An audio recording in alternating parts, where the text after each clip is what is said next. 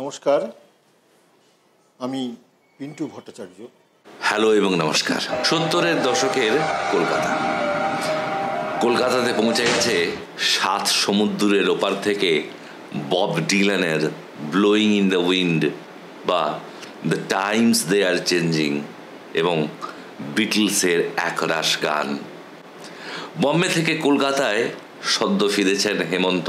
ইউনিভার্সিটির অফ পিরিয়ডে বা কফি হাউসে টেবিল বাজিয়ে মান্নাদের সেই তো আবার কাছে এলে। শক্তি সুনীল নিয়ে এসছেন বাংলা কবিতায় এক নতুন আঙ্গিক। এই কলকাতা যেন বিপ্লবের এক প্যারিস। ঠিক এই রকম একটা সময়ে অচেনা এক কণ্ঠে এখানে ওখানে বাজতে লাগলো একটি গান। চলো না দীঘার সৈকত ছেড়ে যাও বনে ছায়ায় ছায়ায়।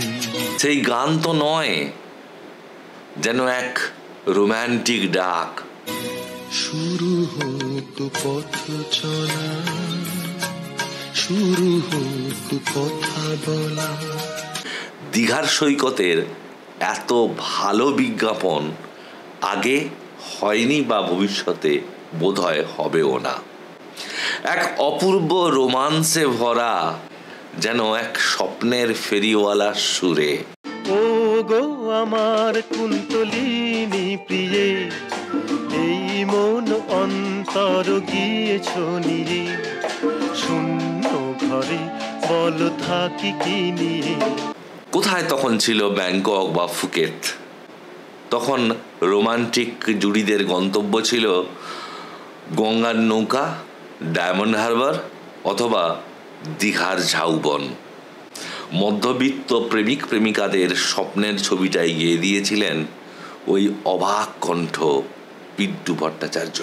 আছে কিছু তারি আবেগ,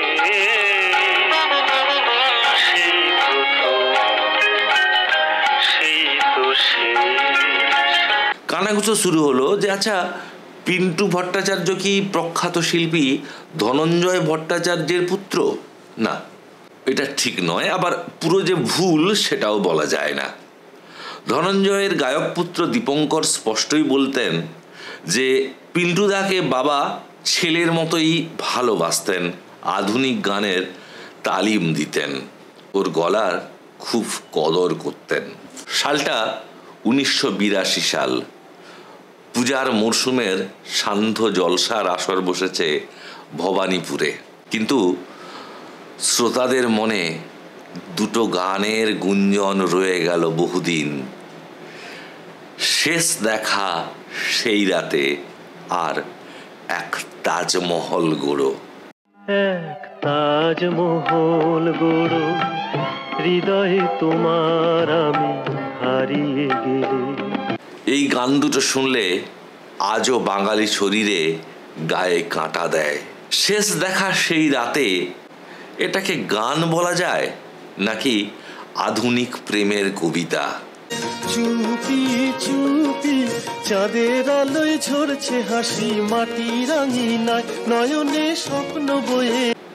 গৌরী প্রসন্নের কথা আর নচিকেতা ঘোষের সুর পিন্টু ভট্টাচার্যের গলায় মিলেমিশে এক অদ্ভুত প্রেমের রসায়ন তৈরি করে, যা বোঝানো যায় না, শুধু অনুভব করতে হয়। মনে প্রশ্ন আসতেই পারে, আচ্ছা, পিন্টু ভট্টাচার্য সত্যি একজন নিপুণ রোমান্টিক গীতিকার হয়ে বাঙালিদের কাছে কি যথেষ্ট সমাদর পেয়েছেন? বোধহয় না। আজ পিন্টু ভট্টাচার্যের গান নিয়ে ভাবতে বসে দুটো চিন্তা মাথায় বড্ড ঘুরছে। এক, পিন্টু ভট্টাচার্য সারা জীবন ধরে এত কষ্ট, বিয়োগ, চলে যাওয়া আর চোখের জল নিয়ে কেন গান গেয়ে গেলেন? গানে এত পিছুটানি বা রেখে গেলেন কি করে? ওর সেই অনবদ্য রোমান্টিক গান, জানি না কখন যে সে কিছু কিছু পিছু টান রেখে গেছে। আসলে পিন্টু ভট্টাচার্যের জীবনটা বোধহয় কিছুটা ট্র্যাজিক। এক বিরল রোগে তার একটি পা বরাবরের মতো ক্ষতিগ্রস্ত হয়। ছোটবেলায় পিতৃবিয়োগ। শিল্পী হিসেবে নিজেকে প্রতিষ্ঠা করতেও কম পরিশ্রম করতে হয়নি। হয়তোবা তাই কোথাও যেন চোখের জল তার গানের মধ্যে মিশে আছে। ভয় হয় এত ভালোবেসেছো আমায়। অনেক বড় বড় মানুষের ভালোবাসা পেয়েছেন পিন্টু। ভালোবাসতেন প্রতিমা বন্দ্যোপাধ্যায়, মানবেন্দ্র, শৈলেন মুখোপাধ্যায়, সলিল চৌধুরী, নচিকেতা ঘোষ বা অনল চট্টোপাধ্যায়। শ্যামল গুপ্ত পিন্টুকে ভালোবেসে লিখেছিলেন দুটি গান, জানি পৃথিবী আমায় ভুলে যাবে আর ভয় হয় এত ভালোবেসেছো আমায়। হারালে জীবন নদী কূলে, জানি পৃথিবী আমায় যাবে ভুলে। বলুন তো সত্যি করে, কোথাও এটা আমার আপনার জীবনের রোমান্টিক এক অনুভূতি কিনা? পিন্টুর গানে তাই এই রোমান্স এবং কষ্ট দুটি মিলেমিশে রয়েছে। আসলে কষ্ট পায় মানুষ কেন জানেন? কারণ মানুষ ভালোবাসে বলে। যে ভালোবাসতে জানে না সে কষ্ট পায় না। তাই পিন্টুর কণ্ঠে ভালোবাসা আর কষ্ট মিলেমিশে একাকার হয়ে গেছে। সেই অর্থে পিন্টু ভট্টাচার্যের কদর হয়নি তার জীবদ্দশায়। হয়তোবা পিন্টু ভট্টাচার্য ছিলেন কিছুটা ইন্ট্রোভার্ট। নিজেকে গুটিয়ে রাখার লাজুক স্বভাব তাকে দেয়নি তার প্রাপ্য সম্মান। অনেক জলসাতেও তাকে ঠিকঠাক অর্থ দেওয়া হতো না, কিন্তু লাজুক পিন্টু ভট্টাচার্য কিছু বলতেন না। একবার এক বড় জলসায় পিন্টু সবে ঢুকেছেন, সেখানে বসে রয়েছেন হেমন্ত, শ্যামল, সতীনাথরা।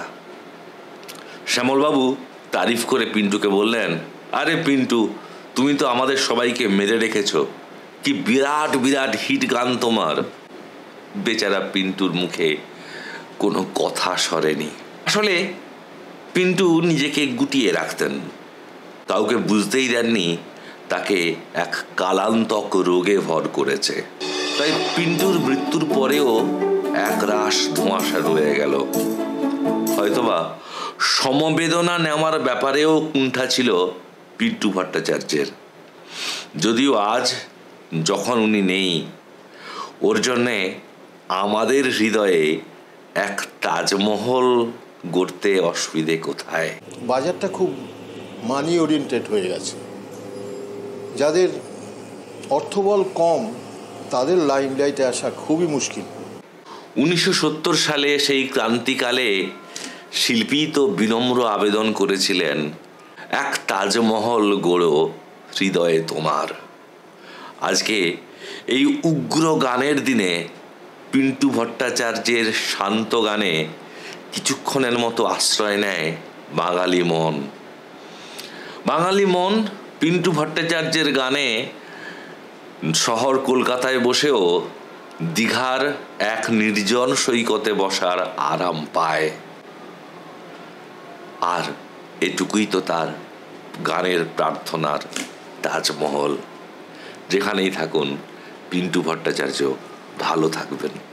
আর আমরা হয়তো তাকে প্রাপ্য সম্মান দিতে পারিনি, কিন্তু তার গান শুনে আমাদের যে মরে যাওয়া রোমান্টিক সত্তা, আমাদের প্রেমিক সত্তা, তাকে বারবার বাঁচিয়ে তুলব, মনে শান্তি পাব।